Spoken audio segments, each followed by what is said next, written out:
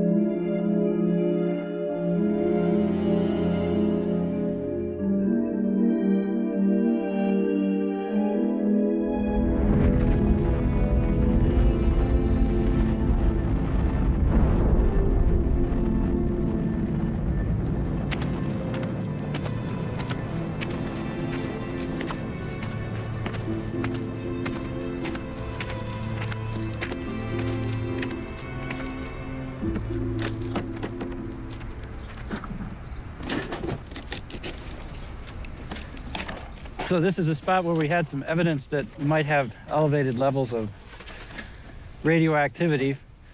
And now we're just gonna come up with some places to be able to take some samples.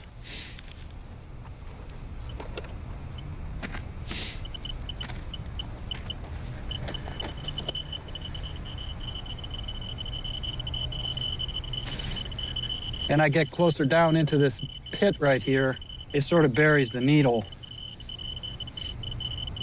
And that sort of has me interested, wondering what we might be seeing down here.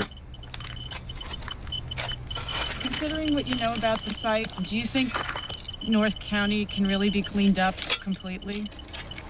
I think that if you have widespread radioactivity that's kind of been moved around by floods and other types of, natural events, it could be a pretty big problem.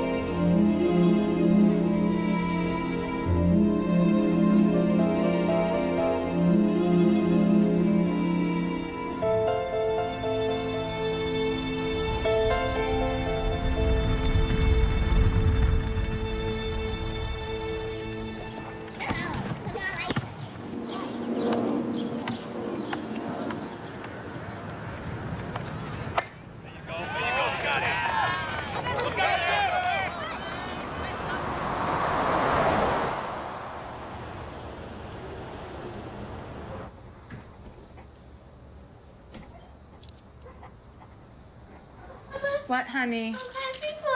You want to play with the sticky note? Yeah. Mom, can I go outside? No, honey, I don't really want you to do that right now. I do, Mom. Can you guys go downstairs and play? Why don't you want them out? There's a weather pattern coming in, and I know that it's going to stink either tonight or tomorrow, and I really don't want them out there. Some of this you can smell, some of this you can't, and it's not something that I'm going to take the chance on. Which is sad, because it looks beautiful out there. We just cut the grass. It would be a great afternoon, perfect temperature for kids to go out, but it's one of the things that we think about living here. We watch the weather, not for rain, not for severe weather, but to figure out what's going to happen with the landfill or try and predict how it's going to be.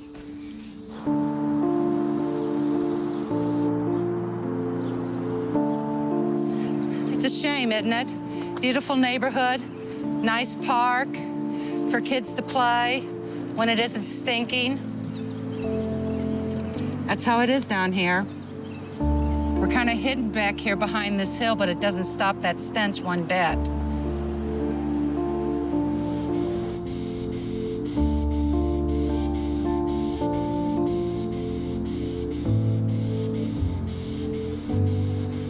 We didn't hear about the radioactivity until the stink of the landfill started. I guess if it wasn't for the smell, no one would have known about the radioactivity.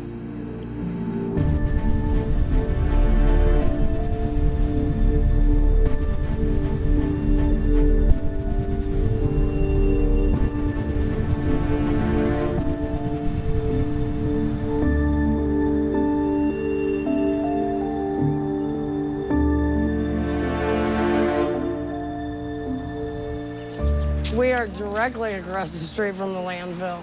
There's no getting around it. We're less than 1,000 feet. 2 days ago, in the evening time, that's what my smoke detector was doing and my carbon monoxide was doing, which notifies me if I need to get inside and close the doors even tighter and put towels up against the bottom of my door. See that lump? My dogs, all of them have a lump. And then these strawberry things, we don't even know what they are. He has them all over, and they come up. Look, they just appear. And they turn into these really super bad sores. He's got all these, and they just make him so miserable. He just tries to do the best he can.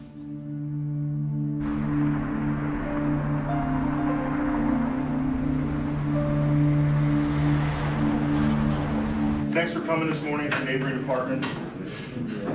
We've got this class that's going to be on monitoring nuclear events. It's going to be given by the 7th Civil Support Team. It's a 4-segment class, and they decided to go ahead and include first responders because we're going to be the ones going in when everybody else is bailing out.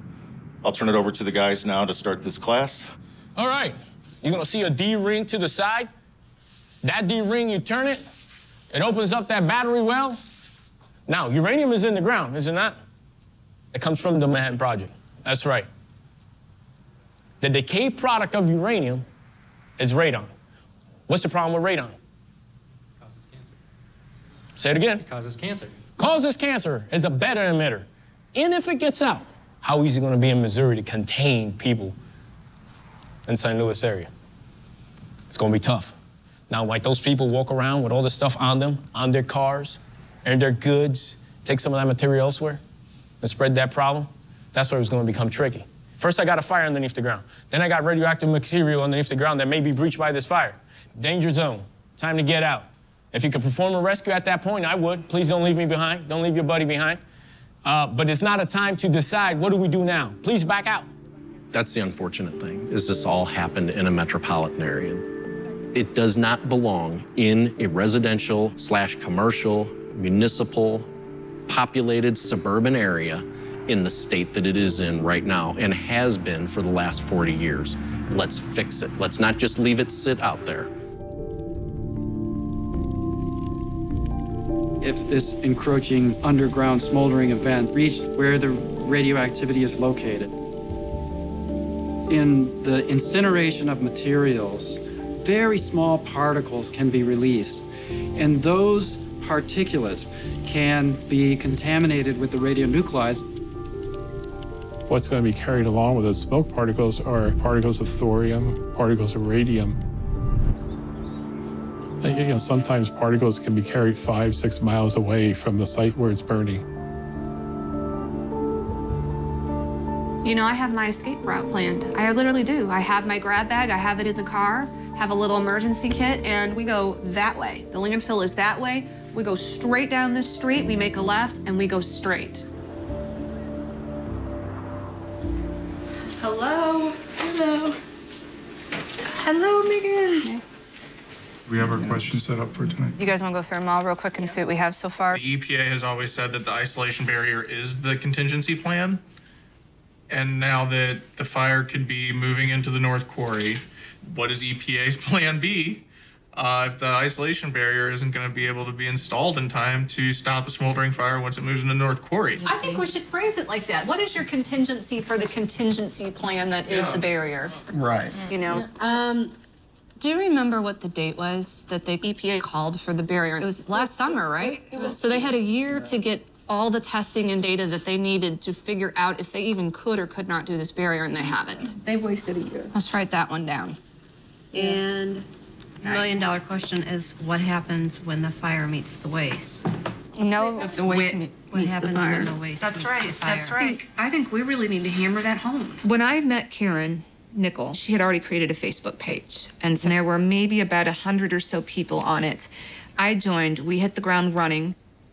We created Just Moms because we were told if you're going to organize and you're going to host public meetings, you have to call yourself something. And we're like, well, we're Just Moms. We're like, we're Just Moms STL, St. Louis. Yeah. I'm going to a meal right now. Yeah, in a meeting. I gotta go.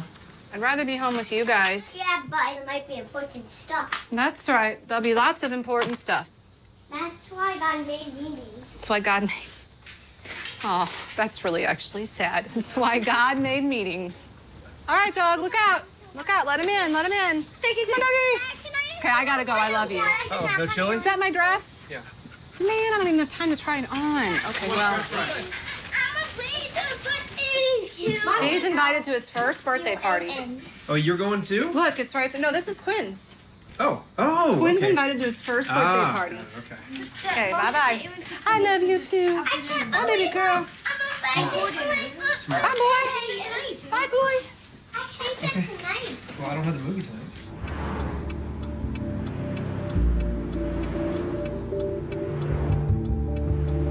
God, I feel my anxiety rising. I hate that. Literally, like, every time I come to this stoplight, if I'm on my way to one of these meetings, my anxiety level, I can just feel it start in my stomach, and then, like, I don't know. So much rides on these meetings, it's like do or die, literally.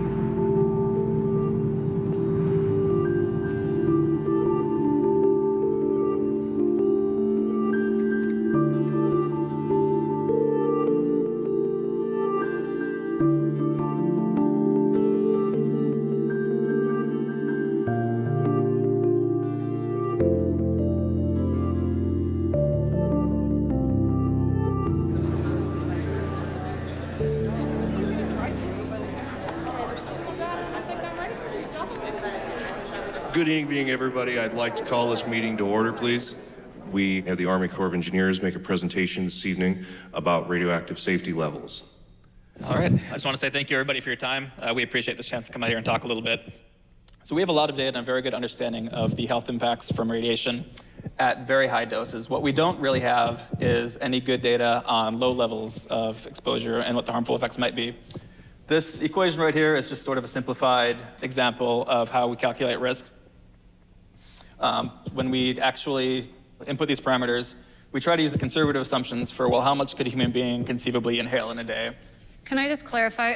I just a small question. You said there are no, what'd you say? There's no good data on low-level exposure? Correct. So what are these risk models based off of? Risk models are based on data from like atomic weapon survivors, from industrial accidents and things like that. Where are the health studies anywhere that show that if I build my home on nuclear weapons waste, what happens to my kids 30 years later? I think you have to understand, in terms of Westlake and what we're dealing with and the potential of this fire hitting it and letting it out, you guys could be wrong. Okay, I don't want to interrupt you, Doug, but I'm Mary Peterson with the Environmental Protection Agency, and I'll take a stab at this as best I can. So what Joe was talking about was how we do risk assessment, okay? It's not based on statistics, okay? It's not based on actual cases of cancer. It's based on a probability that people could have an increased risk of getting cancer. Okay. Mary, I want to just pick up on this. There is a report about the progress of the fire. Now, we have concern that these particles can become airborne if they're hit by the landfill fire. The rate the fire has been progressing, I understand that these things take time, but... I don't think there's been conclusive evidence of the movement of the SSE. That's my understanding, is that there are differing opinions on that. We've heard the EPA say that its plan for the fire is the isolation barrier, but the radioactive wastes have not been properly identified. The EPA currently doesn't know where they're all at. So what is the contingency because you guys are in charge of the radioactive waste and you make it sound as if you're not going to do anything until the fire is at the doorstep, and that's not comforting to a lot of the folks here. We're not waiting until it's at the doorstep. We're on a timeline, okay, to make a decision regarding an isolation barrier within the next couple months. And then the 14 to 18 months is the time frame for the design to be completed. It would have been nice if it was done 2 years ago. But it's extending the length of this, and it's excruciating to this community. I guess with what you know already, how many of you would be willing to buy a house right near this particular site? I wouldn't have any qualms with regard to radioactivity contamination, no. And I actually have quite a bit of family in this area, so not right in Bridgeton, but fairly close, St. Charles, neighbors. Yeah, I mean, you can't tell me that you would buy a house in the backyard of this landfill. I don't believe it. I don't believe anybody here would have the guts to admit that they wouldn't want to live here. Yeah, it would be nice if we could schedule when the stench is coming, rather than abruptly being awakened in the middle of the night because you smell the crap coming through your windows and you're thinking, what the heck, am I dreaming? Yeah, I'm living a nightmare. I have something to say. Then do you have a question about risk assessment? I have something to say, yes. I was born and raised in Spanish Village in 1971 to 1977. I buried my 12-year-old daughter to a glioblastoma brain tumor. I have 3 other children at home sick. And you want to live here? You honestly want to live here? Tell me, do you? Because I can't physically bury another child, okay? I can't. And you tell me you want to live here. With the EPA, and they will take public comment. They will also take questions.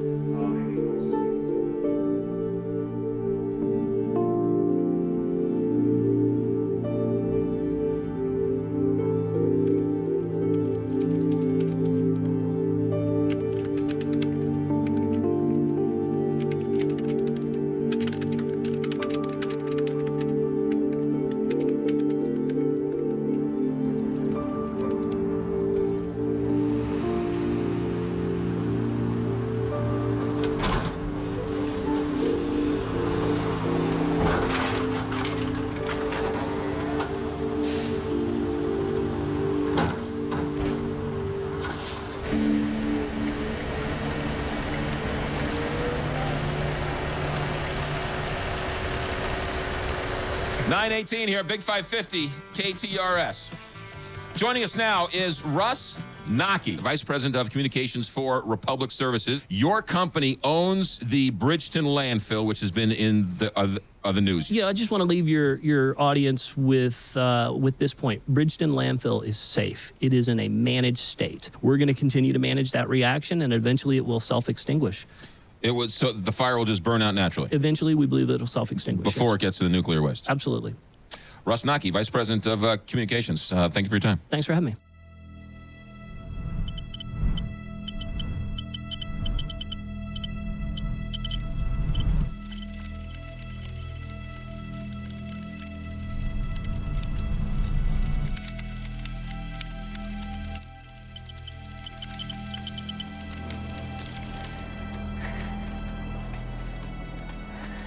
Really, I have to say, I'm really excited to be here. This is a good fight. This is a really good fight. So one of the things you said is you didn't have any training. Well, guess what? Today's your lucky day. And you have to take all of the beliefs you once had about how change happens and just throw them out the window. So, Dawn, you want to start? Hi, my name's Dawn Chapman, and I'm just a mom. I have 3 kids. This is not a career choice. It's not where I thought I'd be right now. In fact, I got a little emotional because I can't. It's not the fact that Lois Gibbs is here. I think it's the fact that we need you. Sorry, I'm crying. We all take turns crying. People don't see that we really are just moms and we're scared. Well, I call myself the accidental environmentalist. You know, it's a story of literally thousands and thousands and thousands, mostly women, across the country who never thought they would be. And then, blah.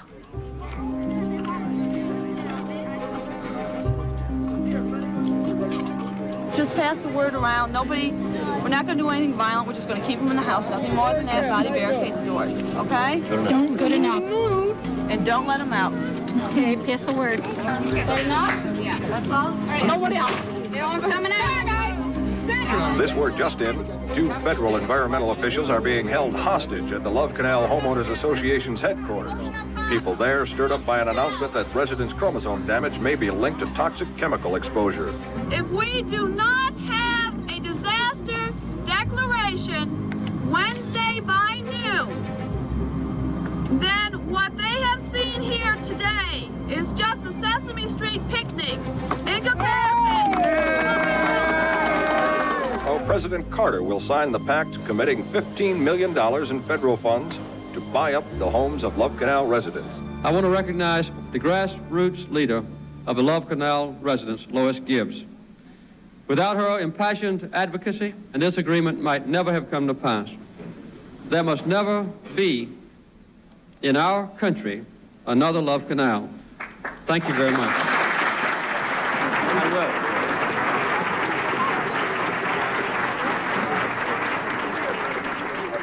It is possible for you to win what you want, but it's not possible to win it all at the same time. It's a long-term, short-term thing, and you have to be disciplined about what you're doing. And so in order to set those goals, you need to figure out goals for what, and really put together a plan of action.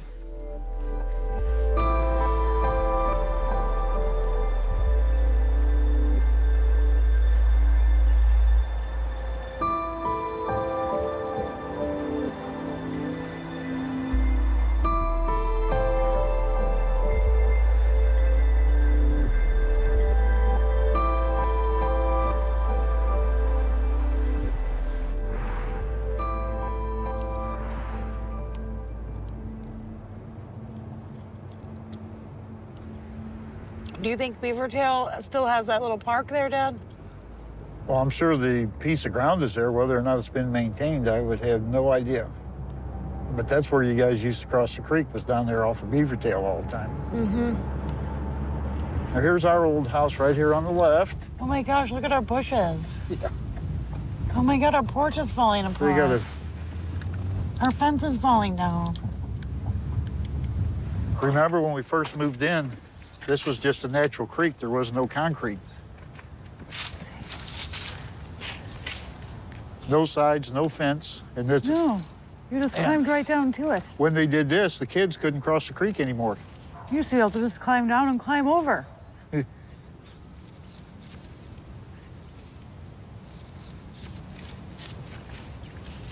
know, Sam and Anita, they're both passed away from cancer on the corner down there. The Clarks over here on the left, 3 people in that family died of cancer, including 2 children when they lived there. Wayne across the street, he has cancer. I mean, just right here in this street, there is a lot of people who have passed away from cancer. Oh my goodness. You could still climb it. It's not as pretty as I remember. The concrete starts right there, doesn't it? Yeah. Wow. So kids could still crawl through this creek here. Yeah. If I had $1 for every time I crossed that creek.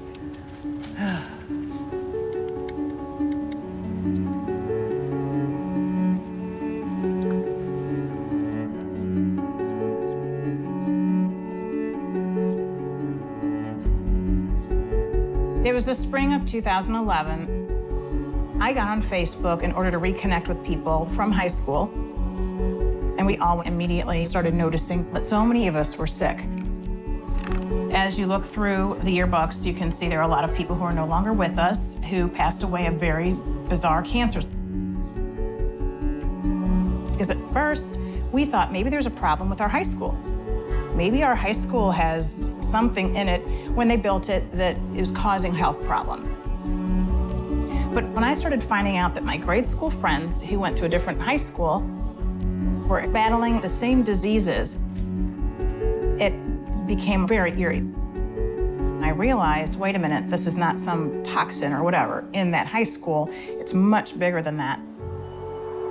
Now in Coldwater Creek, meandered all through our neighborhoods. It is the dividing line between the school districts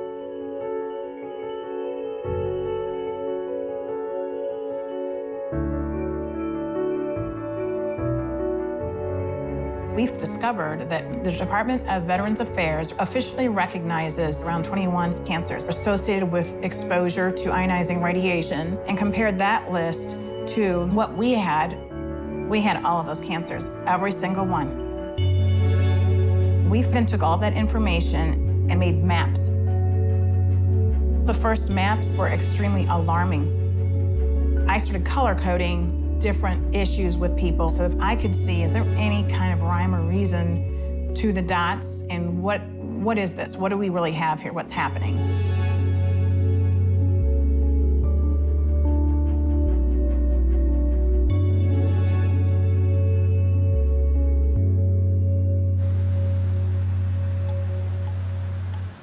Healing up so beautifully. Those are all my major, I guess, scars and stuff. Jonas's cancer is in the soft tissue behind his sinuses, so it's inoperable. Ionized radiation is one of the reasons for Ewing's. So I think that's a big indicator with what's going on with Coldwater Creek. Over the summer, it started like right here, and my face started to become numb, and my jaw started to lock up a little bit. And that was the summer of 2011.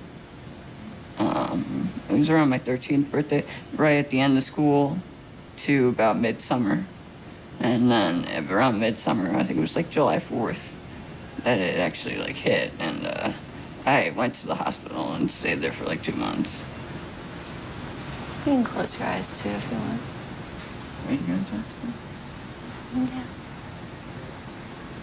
Are you sure? Mm-hmm.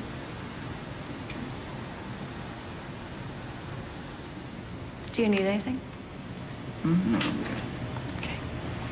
I think I might take a nap. Okay.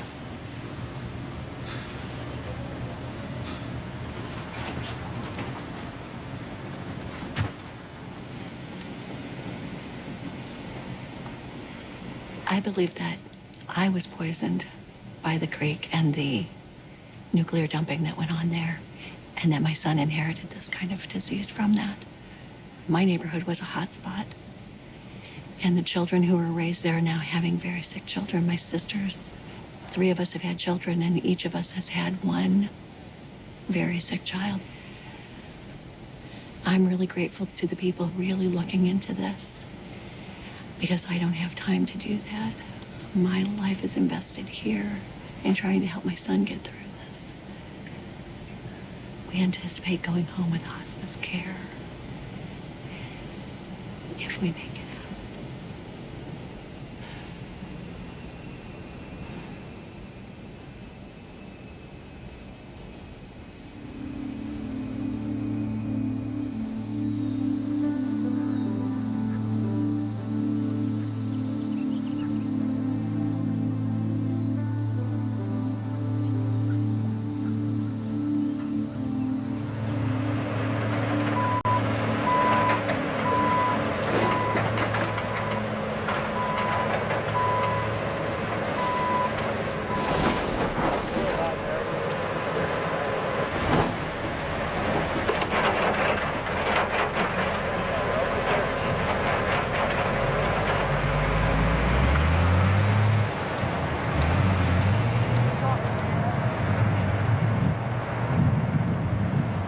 Step one that's angered me and kept me awake at night in nightmares is that all the basements of my childhood friends' homes were flooded with thorium-230 water in the 1970s and 1980s, and people live in those houses. What are we gonna do to get in those houses to test those basements? What do we do about that? So crux of the meeting with the Army Corps is to update the public with where are they at on their testing and the remediation. Just in St. Louis alone, they've already taken out 1.2 million cubic yards of contaminated material. Right now, the places where they found it is in the embankment levels of Coldwater Creek, which are, you know, the wall areas above the water line. I think the most important thing for people to know is what's been cleaned up and what hasn't, and then who's sick.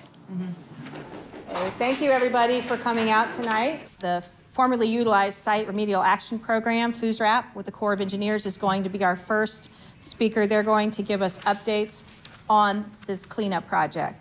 And this has been ongoing for a long time, began in the 90s, and we're here to make sure everyone knows it's still going on and what progress is being made. Why wouldn't we have signs along the creek? I mean, I think that has to go on somebody's agenda. What's your sign going to say? It's going to say, warning, don't go in this creek. I don't know. That's good. That's not a bad idea, because a lot of people who live in our community have no clue that there's nuclear weapons waste in this community. They have no idea that it isn't contained safely somewhere and being watched over. Amen. That's right. Regarding why we don't have signs up around Coldwater Creek, to date, we haven't found any contamination that would justify putting up signs. It currently doesn't present immediate risk, so there's no long-term exposure. Yes, it does present a chronic, long-term risk. The question is there anybody testing houses that have historically flooded along the creek? We currently aren't testing in any houses, any basements. You know, if we're trying to protect people, that would be a good way to start, because if they're in their homes and they're surrounded by contaminated soil, that might be one good way to start. This is an environmental health disaster, the legacy of the Manhattan Project. So there is absolutely no doubt that there are direct and indirect risks to human health. But they said there's no health risks, but there's long-term risks. I was like, what? I didn't like that at all. Do you know what I mean? I felt like they dusted over a lot. I'm a sick person that is sick from this fucking creek. You know what I mean? Let's talk about that. What are you going to do about that?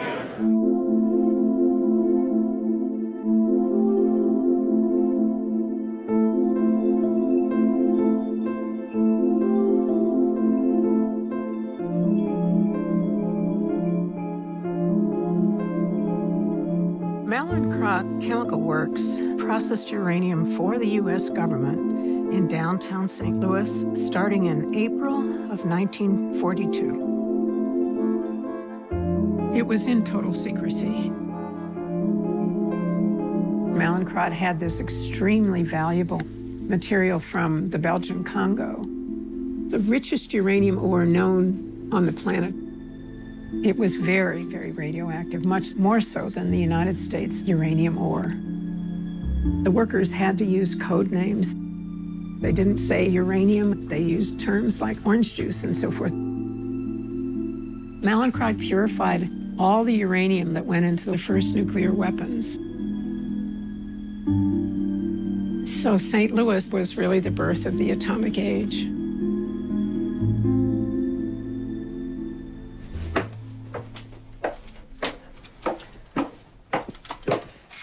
We have this wonderful correspondence, what they knew and what they didn't want others to know. And that butt slip. Do not remove any papers from this box, it says.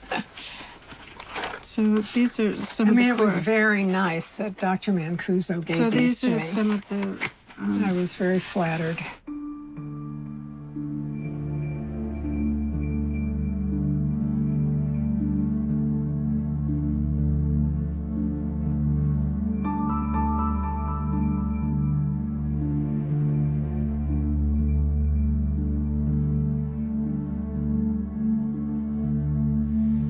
Okay, it's confidential. Gliosarcoma, brain, 48. Carcinoma of the liver, and this person was 58. Bronchiogenic carcinoma, age 62. Metastatic carcinoma, age 54. Sarcoidosis, bilateral pulmonary, age 58. Bronchiogenic carcinoma, age 48. Mallinckrodt Chemical Works, right after World War II, like in 1946 or 47, began trucking waste out to the airport site. And of course, going from downtown, they spilled stuff along the way.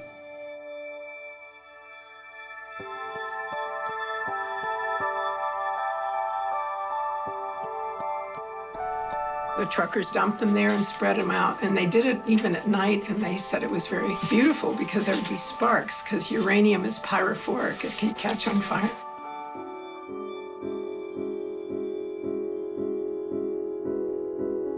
the federal government decided they wanted to sell these materials that had been dumped at the airport site over an 11 or 12-year period because they were very valuable, lots of minerals and so forth. So they put ads, and they did find a company called the Cotter Corporation in Colorado.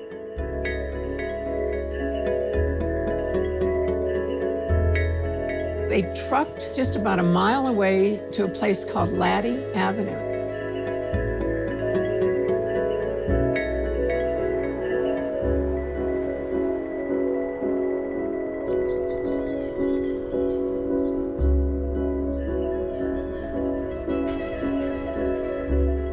My father is an eyewitness that he recalled big dump trucks that were not covered, coming and just dumping piles that looked like dirt.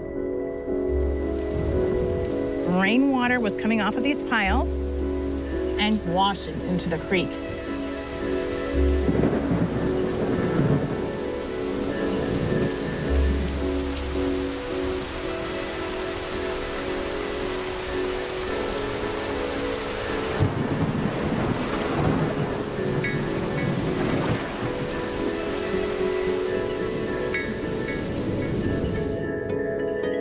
Then in 1973, the wastes were trucked to Westlake Landfill by a company hired by the Cotter Corporation. The wastes were dumped there illegally. I don't remember. Do you all remember the quarry being divided like they show it now? No. Wasn't no separation and it wasn't no Westlake and Brisbane. They came up with that later on. They just assumed everybody was dead. You know, there was nobody to tell the story about it. But thank God we're here to... That's what I'm saying. Walk to the front gate or drive your car anywhere. Yeah. No restricted area at no time. I worked around the plant. I worked all up there on top, all the way around. Picked up grass, cut weeds, whatever they tell me to do. So did you all have any protective? No, just go in there like I'm in now. They didn't give you nothing. Yeah. A lot of times they brought it in at night when there was less people working. Well, they used to dump up there all the way to like 12 o'clock. Yeah. They used to bring it in there. And then they would, they cover it up. Once it got covered up, then everybody drove over it. They had to walk over it too. You could smell that stuff. What the world going on here this morning? Yeah. They said they had ground that would not freeze. That was from that chemical. Because it always was hot there. That was a hot spot. It didn't freeze there. And it could snow. It wasn't no snow there because when it hit, it melted. There wasn't nothing there. The stuff you didn't know how dangerous it was. You know, you just be out there working, you know, nobody tell you nothing. And this is something how they've tried to retain the fire and how they tried to separate it to keep it from spreading. And I just laughed and said, how can they keep it from spreading when you have it all over? Mm-hmm. Yeah.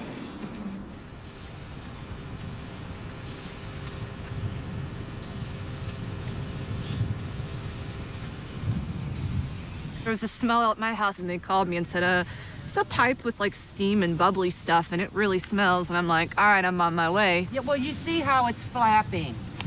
You can see, and there's stuff, you can see the stuff coming out of it. But I do think that that's clear water, it looks like. That's rainwater. This is Mr. Gallagher, right? No, getting. I'm so like sorry. Getting going? Getting. Oh, yes, I recall your name Your on name? the MDNR letter.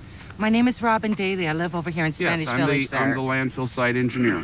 Had problems with the flare last night. I had crews work until 7 this morning. Yeah. So we weren't extracting the quantity of gas that we were extracting. Yes. But there's a few compounds in here that are very odorous. I call them perfume, landfill perfume. Yeah, that's what I call when you bring out the odor neutralizer. You're perfuming the poison. But it's not poison. It's kind of like the church lady here, okay? You know, she's got that expensive bottle of perfume.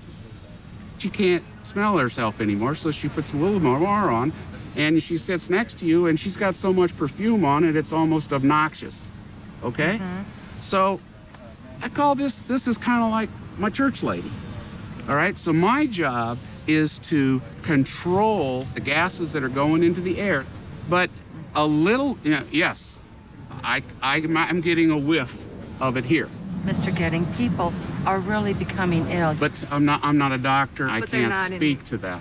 People are getting ill from it. Yeah, we've seen the haul logs of what was dumped here. It's just absolutely, it's absolutely incredible. Some are not even listed. They're just like question mark unknown.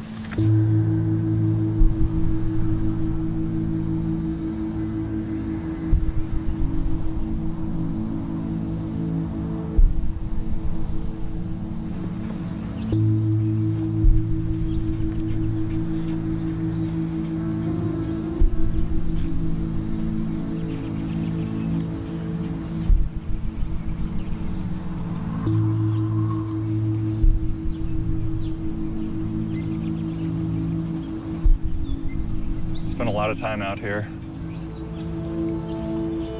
December 2010 is the first time that we were aware of conditions that may be subsurface smoldering, elevated temperatures, elevated carbon monoxide. In early 2012 or so, we were observing the failure of some of the wells from heat. The wells were starting to actually kind of topple over. There were areas where we started seeing portions of the landfill drop in elevation about 15 feet or so. You know, that's pretty dramatic settlement over the course of a year. You would start seeing cracks forming in the surface. We saw cracks that were, in some cases, a foot or two wide. We also observed odors getting out of those cracks. They had a failure of part of the landfill gas extraction system, and the areas where they had put black plastic down to try to capture some of the odors, they were pellowed out, you know, in some cases about 10 feet up in the air. You know, on the other side of that plastic is volatile organic compounds. In March 2013, I accompanied staff from the hazardous waste program, and you know, there were a couple hot spots that they found. They found radium-226 at the ground surface. So Does stuff blow off into the air? that's certainly, you know, one of the potential concerns.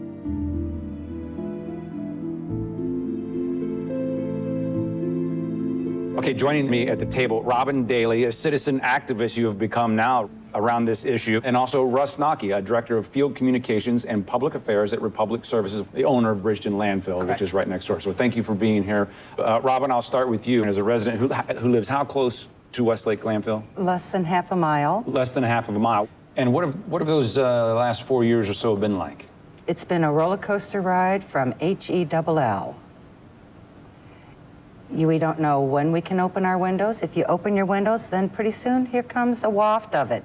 Even a simple thing as hanging Christmas lights. My husband had to put on a respirator. Russ, I know you've heard these issues before. I'm curious, would you want to live in this area? It's actually Spanish Village and Bridgeton. It's a phenomenal community. You know, one of the concerns we have is what this hysteria is actually doing for Bridgeton and the future of Bridgeton. Is there something more you could do to make people at least put them at ease a little bit? Well, anytime I get an opportunity like this one, I accept it to come on and try to talk, you know, with the community about an alternative perspective that's based in science. The reality is the landfill is safe. It's intensely monitored.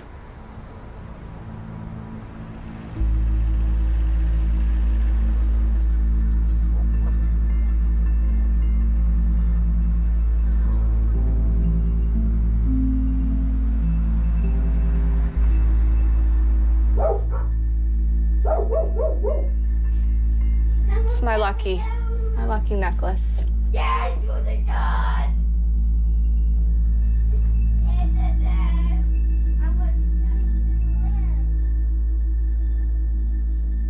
Okay, which shoes real quick? What's wrong with the ones you got on? Well, nothing wrong. I have boots. Well, you're tall enough. What do you think? I'll wear the boots. Go for the boots. Shit kickers. You're gonna kick butt anyway, so go. All right. The track clock. It's a track clock. Their new motto is "We'll take it from here." We'll take what from here? That's it. That's what they're trying to pull nationwide. They're trying to do Republic. We'll take it from here. I think that is so hilarious. We'll take it from here. I love you, Don. I love you too, Mom. Okay, give me a kiss. Love you. Go get him, baby. Mwah. The Attorney General filed a major lawsuit against Republic Services that had to do with environmental violations. So the Attorney General has committed to the public that the fire will never be allowed to reach the nuclear waste. Isn't it funny that the Attorney General is the one that said the fire will never be allowed to meet the radioactive waste? Wouldn't you expect that out of EPA's mouth? Yeah, it would have felt good if EPA had said that. But it didn't. He was the first person to say it, and he said it early on.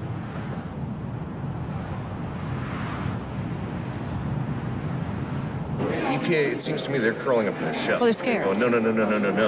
But they don't want to do their job. They fucked up this site, pardon me, so badly that they don't know what to do. Then, you know, they're not fooling anybody. No, they're by not. not admitting it. Thank you all.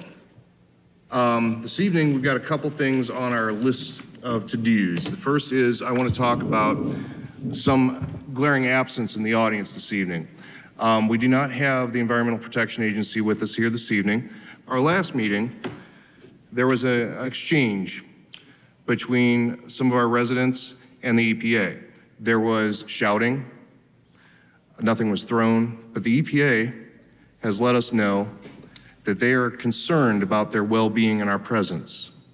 Now, that being said, by Superfund law, they have to be here. And I'd be willing to have a police officer stand at the door if it makes them feel happy. If they don't come to any future meeting, we will see that as a sign that EPA is deserting us, and that is in violation of the Superfund law. Yes, Dawn. I just really quick would like to add that when we did that meeting with EPA, it was in the spirit of cooperation. You know, they come to these meetings and we present them with these facts. Every single thing from the 1 in 50 terminal cancer risk to the 39,000 tons of soil that they're not acknowledging, to the error in the risk assessment, to math errors, we laid it all out for them. And what I want you guys to know is that when they left that room, we took away from them plausible deniability. There is no way, using their own documents and looking at that information, that they left that room not thinking there were mistakes at this site. We said, we want you guys from this moment forward to do the right thing. You have a mandate as our EPA, now you go do what you're supposed to do. So. Thank you, Dawn.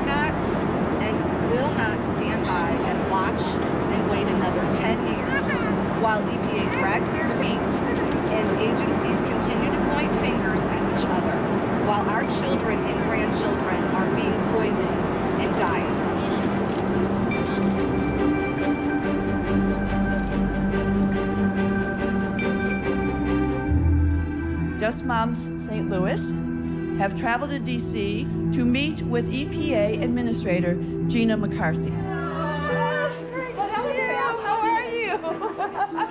Okay, I'm so excited. We're ready. Unfortunately, the administrator has refused to meet even after receiving a bipartisan letter requesting such a meeting. Who else has the ability to help the victims? Bill Gates does. He holds 30% of the shares in Republic Services through his investment company, Cascade Investments. This includes 17 million shares worth about $694 million, purchased in 2014 alone. He has the power to convince Republic Services to do the right thing. My child has been diagnosed with a rare form of alopecia, environmentally triggered. I go to bed worrying. I wake up worrying that my 5-year-old will develop cancer. Hey guys! Gina McCarthy, meet today! The moms are not going away! Gina McCarthy, meet today! The moms are not going away! Gina McCarthy, meet today! The moms are not going away! Gina McCarthy, meet today! We want to drop off a book. Is that okay? Can't do that. I'm sorry to allow you guys in. I'm sorry about that. If you guys can somehow get in contact with her, then maybe. If we could get in contact with her, we wouldn't be here, sir. Hey, could you give it to her? Would you take it? I can't give it to her. The moms are not going away! Gina McCarthy, meet today! The moms are not going away! We gotta watch it. The memory book. The moms are not going away! Hello, sir. I'm Tom Reynolds. How are you? Hi, I live in Bridgeton, Missouri, right next to Westlake Landfill. Are you able to give something directly to Gina? Yes. I would really love for you to give this picture of my son to her. Okay. And tell her that the moms are not going away and that we need her to meet with us today. 3 moms. I can deliver this to the administrator, and I appreciate your time. Thank you. All right. Thank you very much. Is she here? Do you think she'll meet or no? No. That's okay. So we're gonna. I'll lead you. We'll go in first. Okay, you can't stay with me. I'm just saying the camera. All right. Get them Are turned we ready? off, don't you think? Sounds on. Thank you. Good afternoon. We have a delivery for Bill Gates Foundation on the second floor. We have petitions. So you don't have an appointment? No. No, we just visit delivery. That would be great. That would be But however, your cameras cannot take pictures in the main lobby. Okay. They have to turn that off. Okay, we'll get, okay. Is it off? Will you take our stuff? We will send this to Seattle. Each family will know about it, and we have departments that handle these things. Okay. We've been trying for like 9 months to reach somebody, just even by phone call. Never. No one returns our calls. No. No one returns our emails.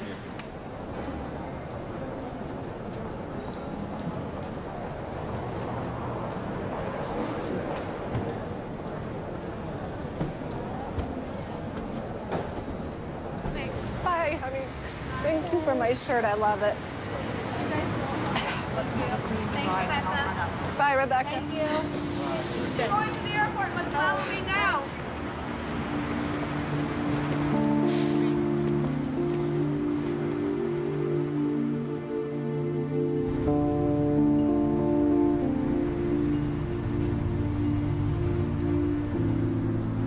When I started, I thought if we just make these phone calls here and get these people the information they need, we'll be able to step back and they'll take it from here. I thought somebody would take it because all we needed to do was show them that it was a real problem. And that's not happened. And nobody will take this. We gotta go to Quinny's conference. Please get shoes on. Oh my God, okay, state of Missouri. Larry, I was gonna ask you about the methane in the wells in the North Quarry. They report methane data to us on a weekly basis, but there's no problems about on a bi-weekly basis. Okay, that makes sense, because I couldn't figure out where that would be. Maybe it's not up on the page. So your carbon monoxide goes up points. I don't know that. I haven't seen all the data yet. I can't say that, yeah. Hello? Dawn? Yeah. The trigger lines are still the order. Okay. We figure we're going to have to be back in court again. The changes that need to be made. Honey, I'm talking to the Attorney General's office. The ever-changing situation Sophie. in the landfill. We don't expect that Republic's lawyers will be at all amenable. I want to leave. I don't want to live here anymore.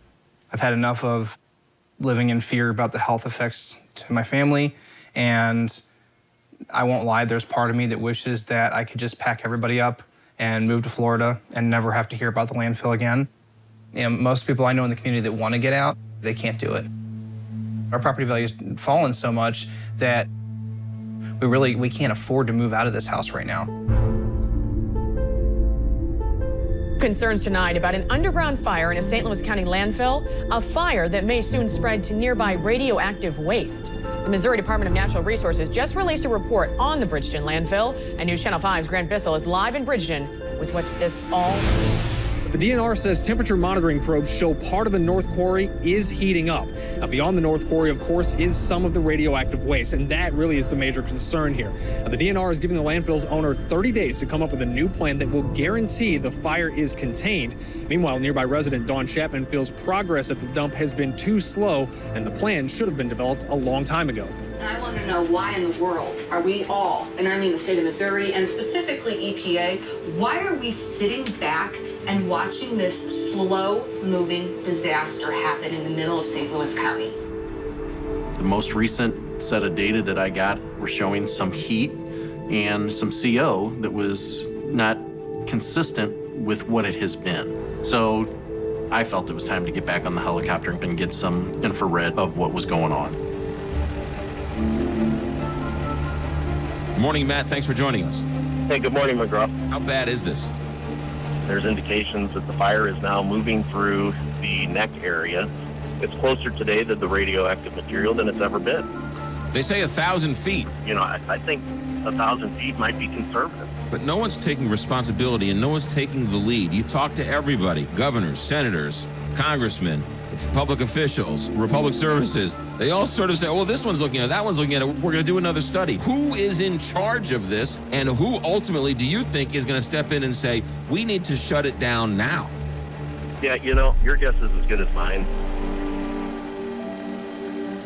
You heard some people earlier in the fall talking about, these were activists and some other folks who were involved, talking about a distance of 1,000 feet or 1,200 feet. It's not true today. It's 2,500 feet. Okay, well, there's a lot of people on social media, and as you can imagine, a lot of people are listening to every word you say. I want it on the record because they're telling me one thing, I want to hear it from you. Sure, absolutely. And, you know, here's the difference. I got to be accountable.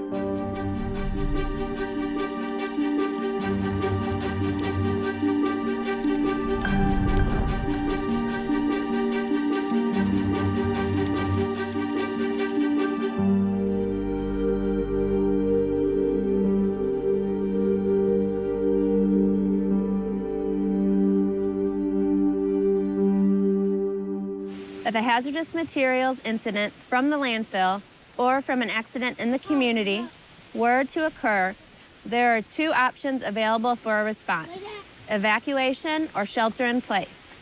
Sheltering in place involves staying inside the building and shutting down air intakes where possible to limit exposure to outside air. This is the second time I've read it, actually. It kind of slaps you in the face that they're having to prepare, like there's no solution.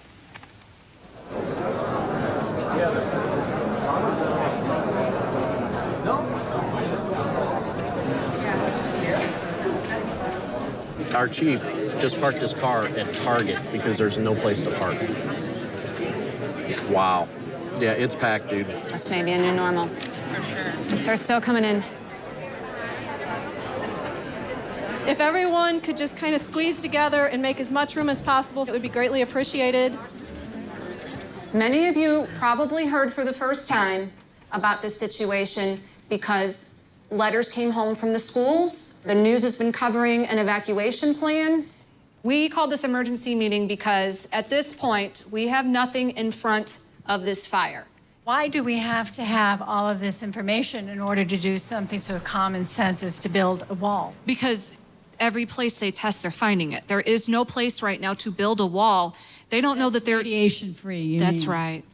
My honest opinion is, I don't know that there's going to be a barrier wall. I think you all have to accept the fact that there might not be a way to put a barrier wall into that situation. Thank you for saying it. Then remove it. I've been here 10 minutes. I've known about this 2 days, and this is insane. This is nuts. Welcome to my world. Everything you guys saying is get the bulldozers, get the nuclear waste out, and move. And the fire you can deal with later, but they're never going to do that. I don't disagree with you. I don't disagree with you. Welcome to the party, pal. I'm going to have Mark Dietrich come up and answer a lot of the questions that you may have about the emergency planning. I just want to take a moment to explain what shelter in place and evacuation means. What I would urge you to do is to create your own disaster plan for your family. Other than the people that are here right now, no one is aware this is even existing, that there is an emergency plan to have in place. And that's No why I'm one's here. aware. We won't know how far anything's going to reach until the event happens. I mean, I understand that that's not an answer that you want to hear, and I apologize for that, but it is the best information that is available. Next. I moved from Chernobyl 20 years ago to save my daughter. My in-laws, both of them, died from cancer. My aunt died from cancer. My 30-year-old cousin diagnosed with cancer. My mom, cancer survivor. My dad passed away from brain cancer last year. Do you want that for your children? What about your life? Who will pay for all of those expenses, for the cancer, for lupus, for breathing problem, for asthma? Who will pay for that? I think that the government has to be held responsible. And people were elected to defend your interests. And whose interests are they defending? Money interests. You can't be quiet anymore.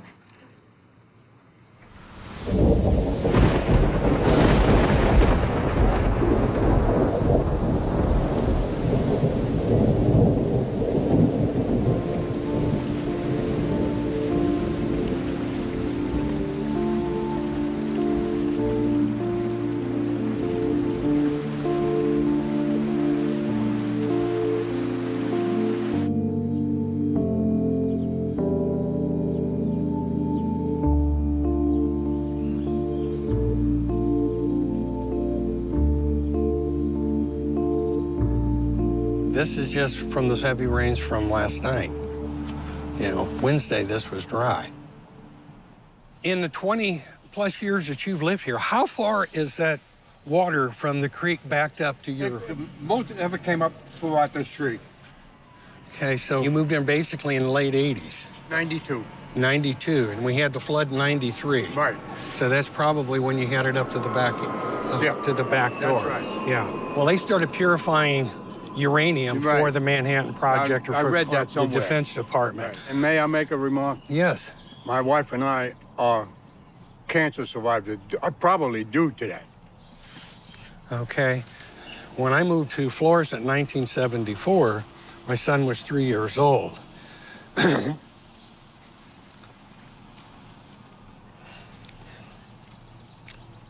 he has stage 4 appendix. I know. It's not easy. Yeah.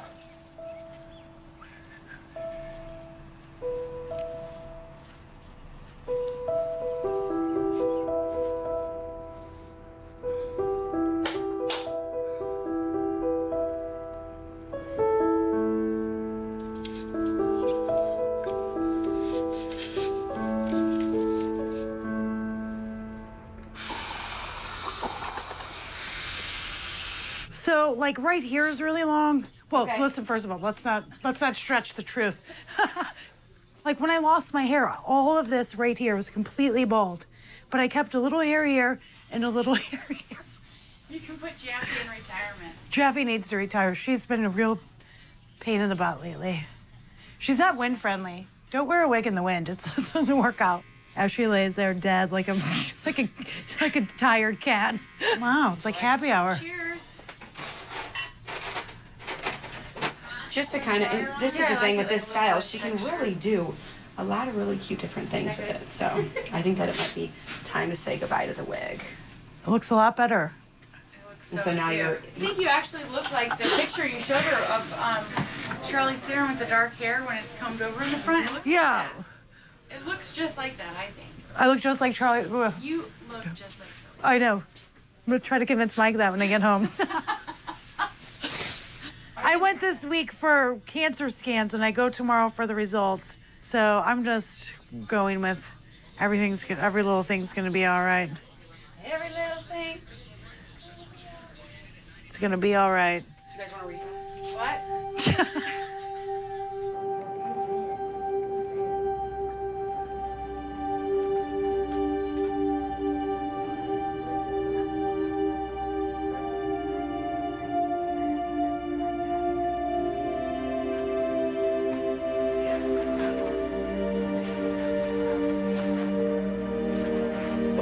I know.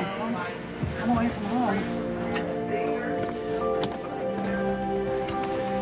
It appears that the cancer is spreading outside now. There appear to be spots in the spine and the bones. The brain scan is showing 13 spots. Is this changing my stage of cancer? Yes. To 4? Yes. Are you fucking kidding me?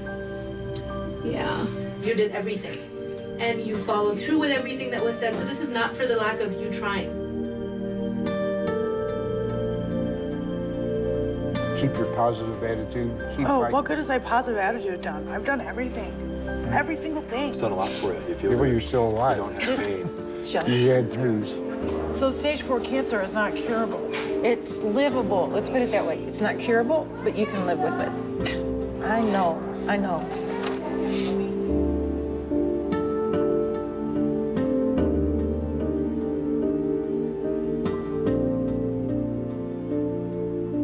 All these different types of cancers could be associated with the exposures from the site, but to really say that for an individual that their cancer was caused from the site would require a huge dose reconstruction. It'd be easily a $10 million study.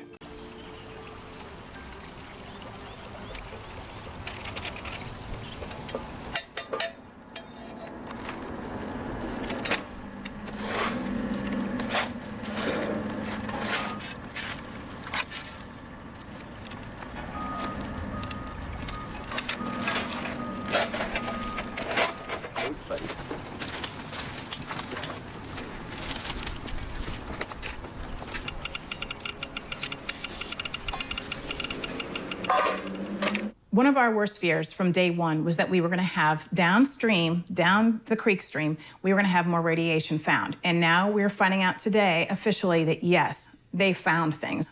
So now we have a massive problem because our theories of the transport of the radionuclides downstream is a reality.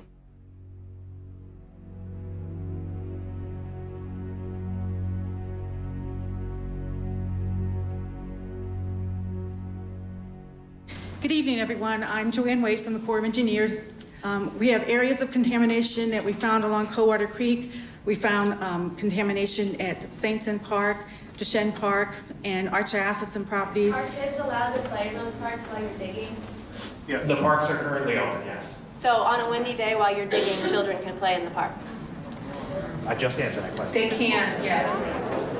Yes, hi, I'm Matt Zimmerman, I'm the city manager. The reason why we made that decision was we were going into the summer season. We have a lot of children and high schoolers who like to use that park. It's a heavily used park. So, because it's a busy season, go ahead and expose the children. It's in the soil. Wasn't the Girl Scouts there for an entire week? Lovely. If we didn't have parks there, then where were the kids going to go? Children's Hospital for oncology ward. Given the additional information and the concerns expressed by people in the neighborhood, we will certainly reconsider that decision. Hello. I'd just like to say that when we separate the issue from Westlake to Coldwater Creek, we can't do that. They're one and the same. We get the products from the Westlake. When we built new subdivisions in the Coldwater Creek area, we got the dirt from there, we got asphalt, we got cement. And these were used in our homes, our streets, and our highways. So how can we separate the two?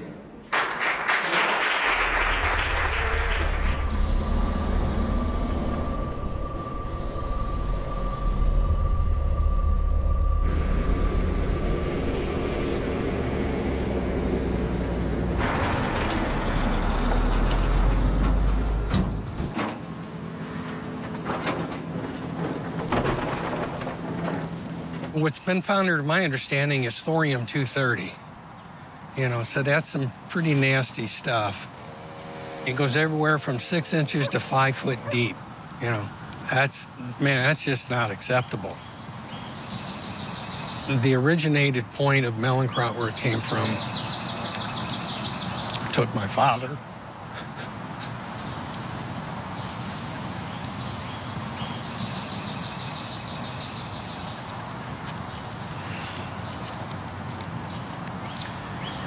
And this part's taking my son.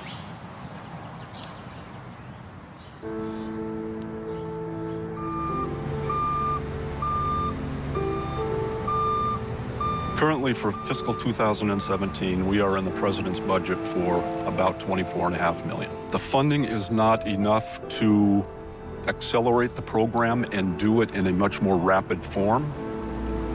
Biggest frustration is insufficient funds and insufficient time.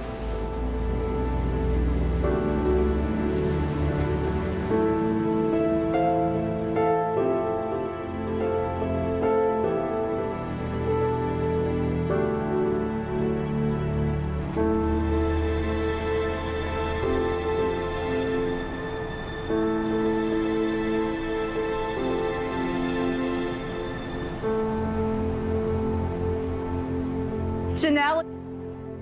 Dawn, it's just beginning. It's just beginning. You know, if they found the radionuclides in a park, you think there's a problem. People have been listening to us thinking we're a little crazy, and now they're going to realize we knew what we were talking about the last 4 years. And this proves our theory. Our theory has been that, again, where they found this stuff, Dawn, is where it flooded over and over and over. And this whole thing, this makes me so irate. I know it. Okay. Thank you, Dawn. All right.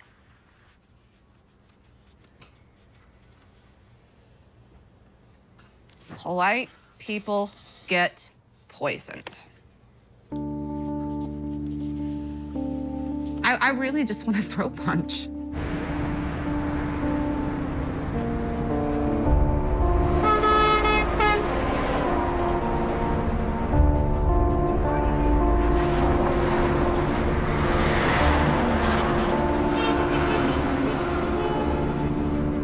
to thank you all for being here.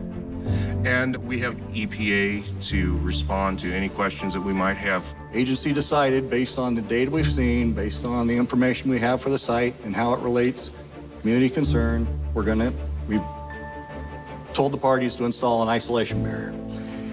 We're negotiating that order right now, and our intent is to get that order out as soon as we can. We're hoping this month, perhaps next, but again, it's negotiation at this point, but we are going to take action. We are going to issue an order this year, not next year, this year. The part of the landfill that's burning, I guess the South Quarry, has that ever been tested for RIM? The South Quarry has not been tested for RIM, no ma'am. So I guess this is my question then. How can any kind of a barrier go up if you don't test what's currently burning right now? Because if the RIM's already where there's fire, the barrier means nothing. Well, the history of the landfills does not demonstrate that RIM was placed in Area 2. In history, you guys said there was no RIM outside of the boundaries, and now there is. So... I follow the logic, but again, based on the history of the site, all the based on the investigations history that has been wrong, right. why wouldn't you test it? I understand That's all that. I'm asking. I know. Are you And afraid again, of, I mean, to me, as a resident, I feel like you're afraid of the answer.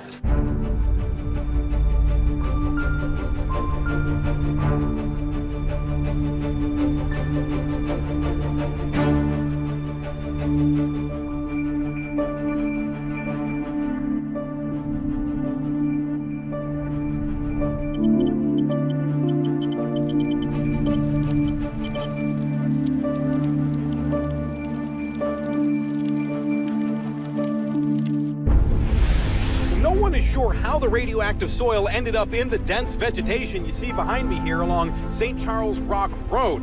What is certain is the EPA now knows it's there. My message to other moms who find themselves in a similar situation, Superman's not coming. Sometimes you have to be your own superhero.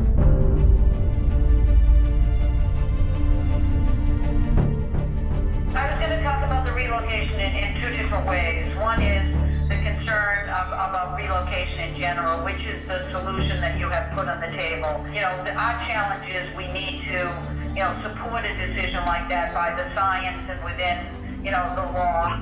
This is an urgent issue here, as I'm sure you're very well aware. We don't know exactly how far the fire is from the waste. We can't say that the waste isn't already burning. I have to tell you, in all honesty, that I would dramatically characterize it differently. I do know that a robust monitoring system that we have and that we're continuing to embellish tells us what's in the air.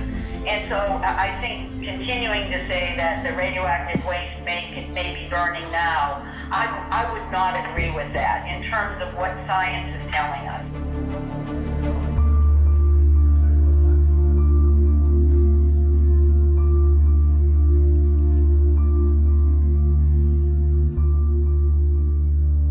Yes.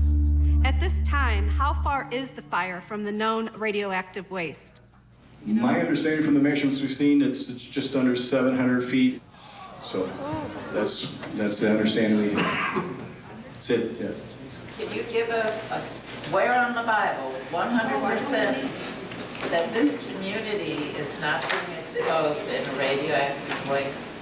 Ma'am, I can guarantee you with 100% from me, the data I've seen and the information I've looked at, I have not seen any data that's demonstrated there's a human exposure, otherwise I would have the authority to take an action on that. I will tell you that the people I represent do not want anything short of a full excavation. We also would like a voluntary buyout during construction and remedy process. I can't promise it's going to be full excavation. I know that's what a lot of folks can't live without. It has to be what I can do within the law and the box that I live and work within. It's 2016 today. Question is, are we going to be sitting in this room in 2024 with still nothing done at the landfill?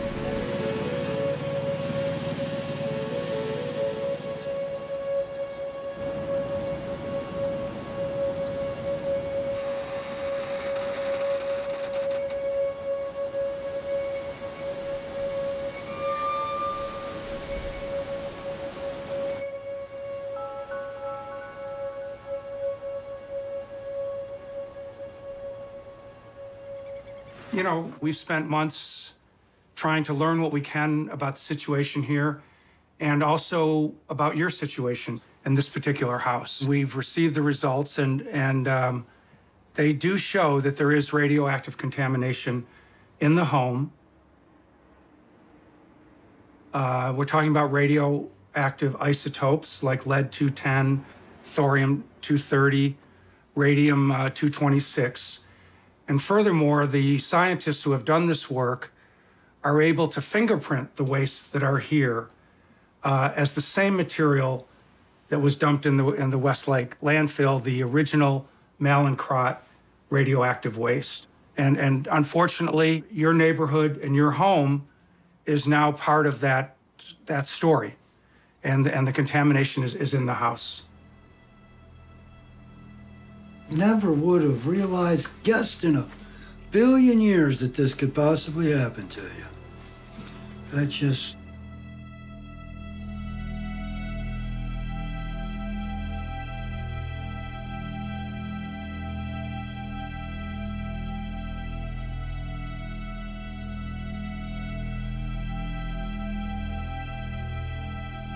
How long is this going to take? Will we be relocated? That's what I really want, because we really don't want to stay here. The EPA can have this house. They can sell it to somebody else after they get it remediated. I've already spent enough time here. I don't want to be here any longer. Talk, talk, talk, and no action. If they do any action, it's half-ass action. It's delayed action. It's not even the right action. It's just not right.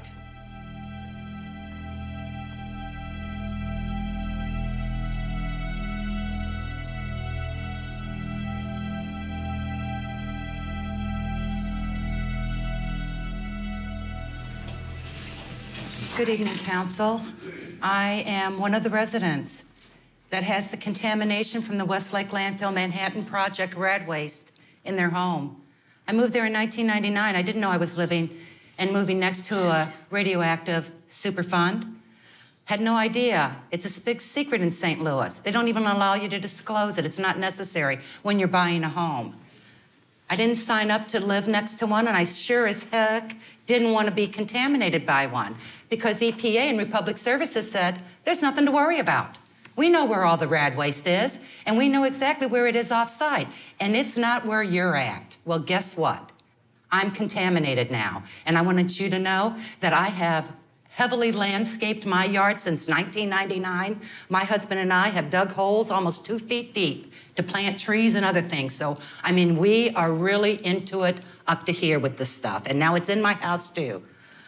We've got irrefutable, indisputable proof.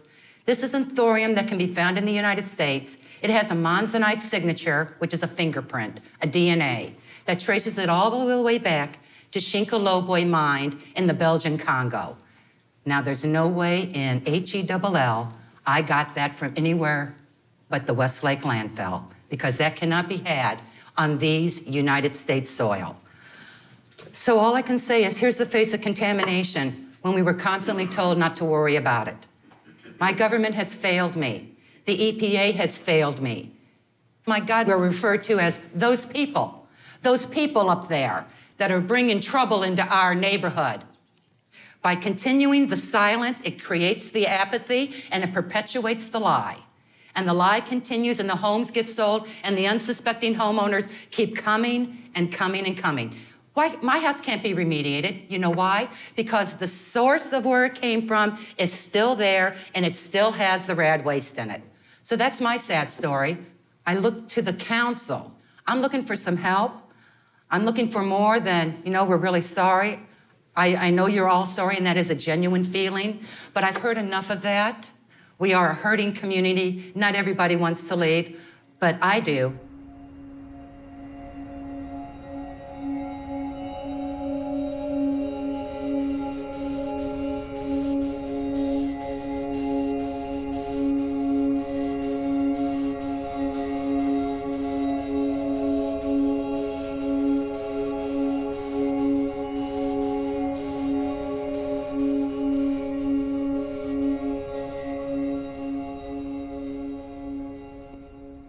Okay, so.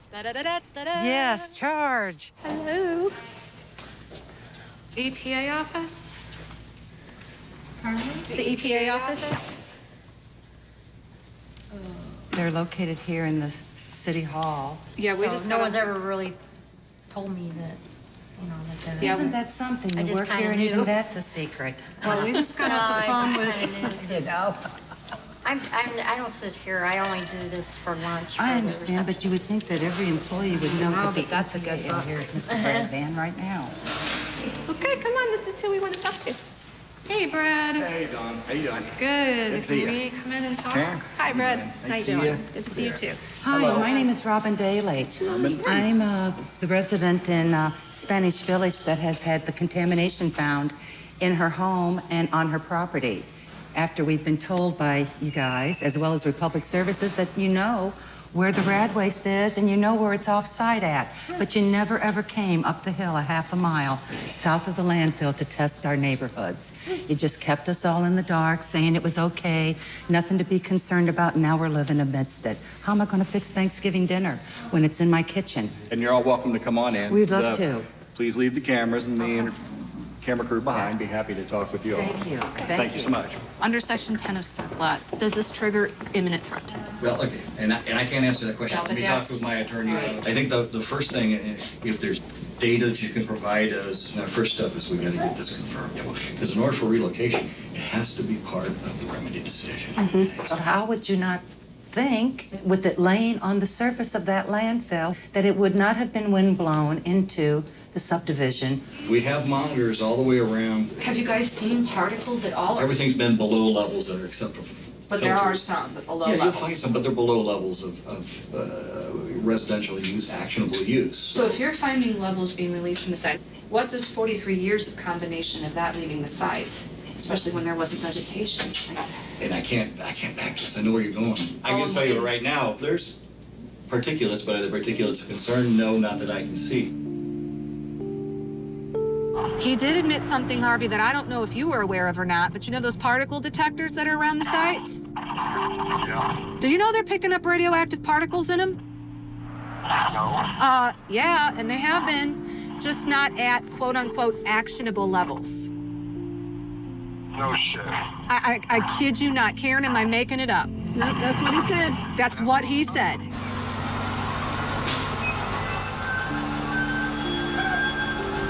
Baby girl. This agency knows how that stuff got in her house. I mean, they know better. They're not stupid. They're not surprised by this. They're surprised that somebody else found it. I can tell you right now, I don't want to live here anymore. I'm done. I do not want to raise my kids in this home. I get on Zillow every night, look and dream of all these houses I want. Just to get out of here, I don't want much. I just want out of here, and we can't afford it.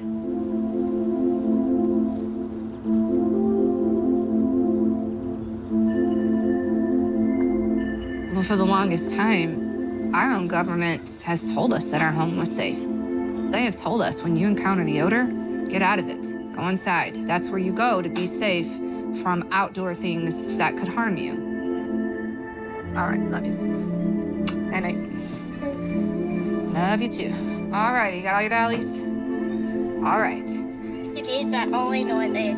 All right, well, I love you very much, okay? Come on, Cookie. Night night, baby, okay?